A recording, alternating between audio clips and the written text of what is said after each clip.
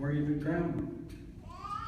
Let me tell you, when we think about ourselves and our talents, we're really standing on the backs of our parents, our grandparents, our great-grandparents, great-great-grandparents, and on back. The story of this family for Grandma and I started actually before we were born. My dad and Mom met out in Gilbert, and he was soon drafted to fight in World War II. And he was sent over to Australia to drive trucks. But he heard that you could come home early if you had flying time. The magic number was 300 flight hours, and you could come home. And he signed up to be a photographer on the bombing missions in the B-24s, which were the smaller, older bomber, the one that came out at the beginning of the war. And he came home with his 300 flight hours just before my first birthday. We lived out on Ray Road in my Grandma and Grandpa Cooper's house, my mom and I. Now, Grandma's mom and dad, her dad was in the Coast Guard, and they met in California, I believe, and decided to get married at the beginning of a 3-day leave. And that was the start of their life, and they went on to have 10 children, like my parents did. They had 10 children. And Grandma's the oldest of 10, and I'm the oldest of 10. So, you know, I don't have to look very far for somebody to tell me what to do. Neither does she. But I didn't have, penicillin wasn't invented much before much before I needed it. I had pneumonia when I was a kid, and luckily they had just started using penicillin a little bit before. I'm not sure how much before. That saved my life. But make a long story short, my parents were married in the Arizona temple. Grandma's parents were sealed in the temple also, and we're real glad we've got a family that is going to be ours forever. And I went on a mission to Mexico, and I was there from 1963 to 65. When I left high school in 61, May, I went right into college and took 12 credit hours that summer, and 18 hours that fall, and another 18 hours the following spring in 62, and some more summer hours in 62, and some more hours in the fall of 62, and left on my mission in 63. Came up to Amanda Knight Hall at the language training mission, and was there overtime. Got a really good education in Spanish at the expense of the church. And was down there for 2 years after getting there. When I came home, I drove combine for Lawrence Fuller, who was a neighbor of ours out on Baseline Road in Warren. We lived right across the street from Lawrence, and he had a business of combining wheat and barley. And I was driving combine for him all summer for $1.25 an hour.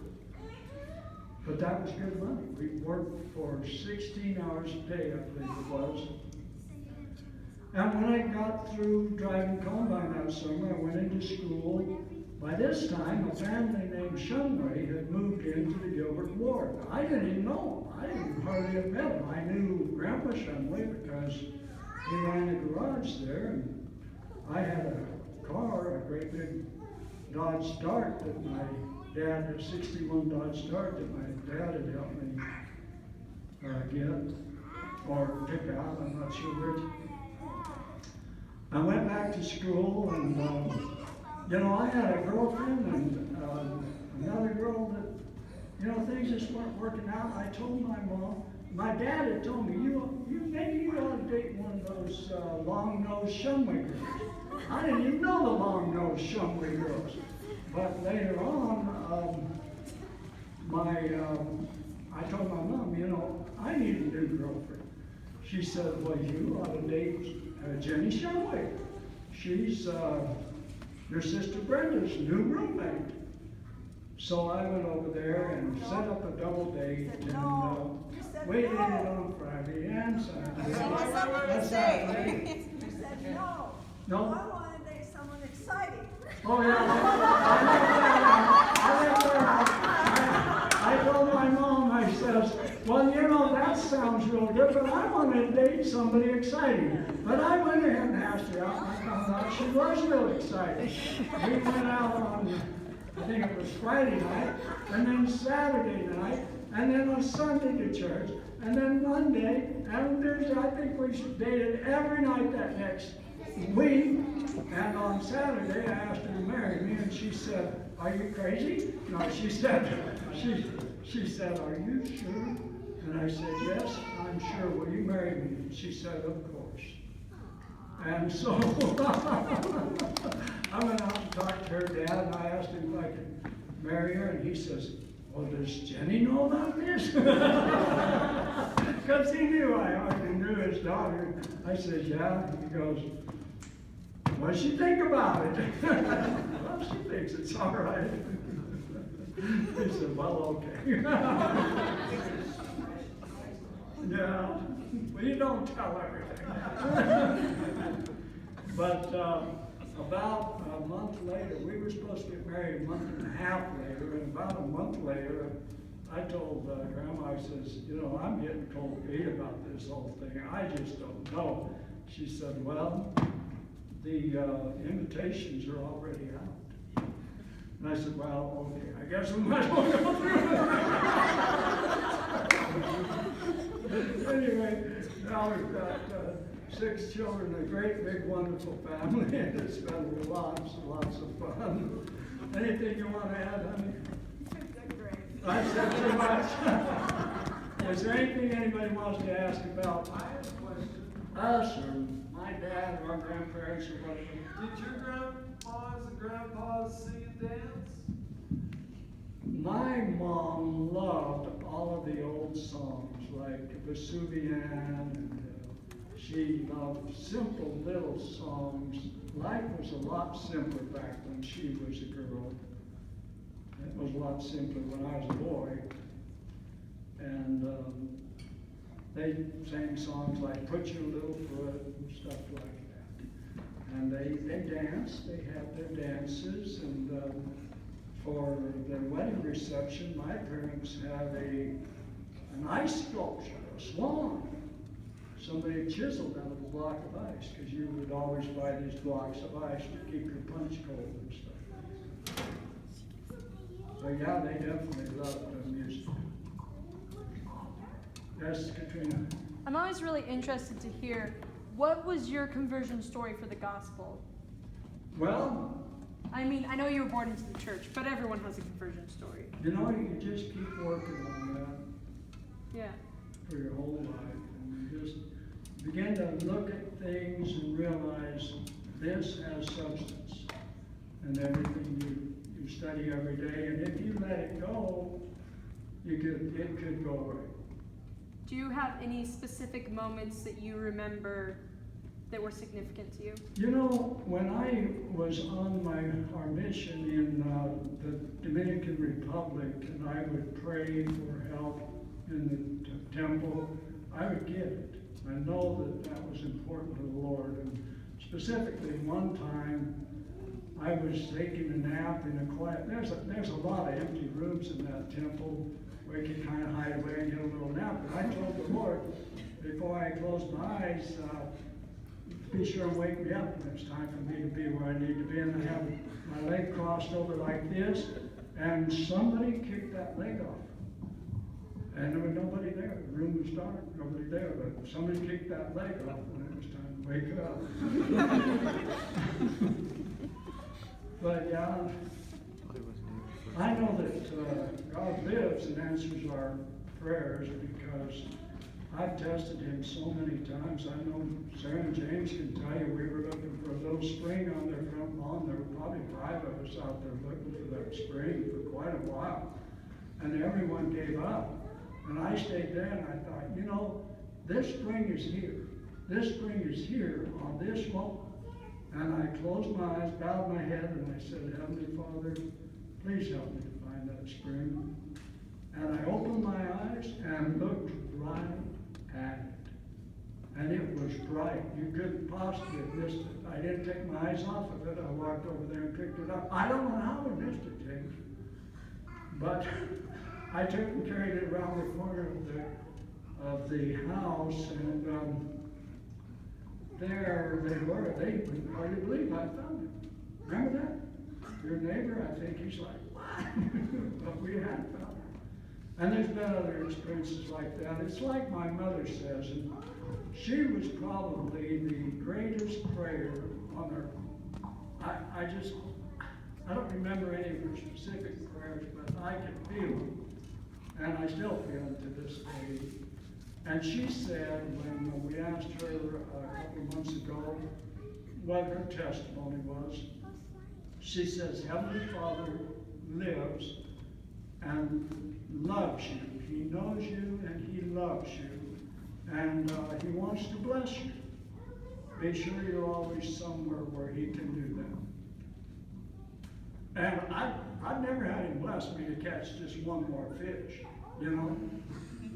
But I've had him bless me many times to be able to find things that I really needed or figure out things that I really needed to figure out. And even one time, I mean, it's hard to explain, but well, yeah, I don't know if I can tell this story in a way that you can understand it the way I do. But one time I was typing up an itinerary for a scout outing, and I always did this, tried to predict the future. I said we would leave at such and such time, we'd go such and such a place, we're going to cross the Matazelle Mountains in 3 days, and be picked up at the Verde River, and I started to type 2 o'clock. And the strongest, strangest feeling came over me. I thought, boy, that must be wrong. So I thought, well, you know, I'd rather have them waiting for us than us waiting for them. I'll put down 12 o'clock. So the last day of the hike, we did everything in our power to be there by noon, because I said we're going to be there by noon. I mean, a dog got lost, boys got lost. I pulled it in Kelly's tent. It's kind of funny, but you know, everything in our power to be there by noon. When I put my foot in that river, I looked down at my watch and it was 2:01. The Lord knew we were going to be there at 2 o'clock, and he had told me that 2 weeks prior, and I just hadn't recognized it. So does he know us? Does he know what we're doing? Does he know where we're going to be in 2 weeks?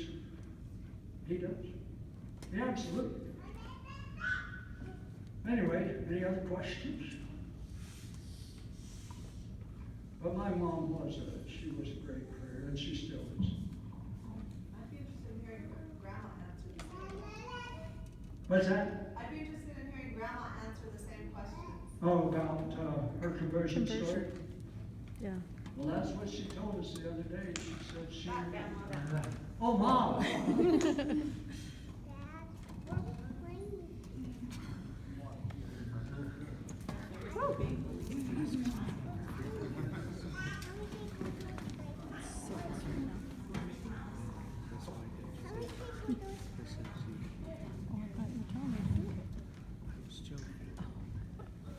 I've always been very sure that I was supposed to do what I was supposed to do. And I was grew up and went to school in a place where people were, there was like 4 wards in the town, but the rest of the people just were very, very unlike what we were, the members of the church. And I always knew to stick with that, stick with what I knew was right. And so when it came time, you know, to give, I knew I was going to be married in temple. That's all there was to it. No doubts, no questions. And I knew I wasn't really that interested in dating because I knew that there was no one in that town I was really that interested in or wanted to be interested in. We moved to Mesa. We moved out to on the highway between Mesa and Chandler, which was a little bit out of town, and it was Gilbert Ward. He was in Gilbert. We went to the Gilbert Ward. They called me to be the Sunday school teacher for the 5-year-olds, and I was the Sunday school teacher for his little sister Donna. She came in one time and she said, "Oh, Mrs. Hollis, my brother Cato's coming over to this mission." I said, "Who?" She said, "My brother Cato." "Oh, that's nice." But anyway, he came home a couple weeks later, and I heard him talk in church. I was really impressed. One day I really remember is that he didn't say Mexico City. He said Mexico City. That man knows Spanish, which didn't matter. But anyway, we did what we knew was right. Well, I don't know if it was right to get engaged in 1 week. Or to get married in 6 weeks. I remember Elizabeth, when she was a teenager, she said, "Mom, I can't believe you guys did that." But when I really, the first part of my testimony was when we were as poor as they were, our family was. But my mom, because I was the oldest daughter, and I was the second mother, and the kids came to me sometimes before they came to mom and this kind of thing. My mom decided that I needed to get away from home, and so she cashed in an insurance policy, and she sent me to BYU. And I was at BYU for a year. That was how much she could afford. And that's where I learned that there was something to this. That it was more than just being a Mormon. I mean, this meant something. There was something there. And so that's kind of kept me on the path. And as soon as I met Cato, I knew we were good. Because he was the oldest of 10, I was the oldest of 10. We both were kind of we were a lot of, I knew it would work. I knew it would work. He wanted kids, I wanted kids, and anyways, that's why I said of course. But, so, I was determined that, I was going to teach my children the gospel. That's going to be my children, and my husband were going to come first in my life, and that's the way it was. But I remember one day, I love to read. I read constantly. I could read a book, in a day or a day and a half. But then one day I got to thinking, you have a house full of kids. You can't just sit and read when you want to read. And then I sat down. For some reason, the little Mormon was sitting on the couch beside me, and I looked down at it, and I never read it. I hadn't read it. And I started just, going through the pages, and all of a sudden the thought hit me, how many books have you read that are more than 583 pages? You've read them in a day. How long is it going to take you to read the Book of Mormon?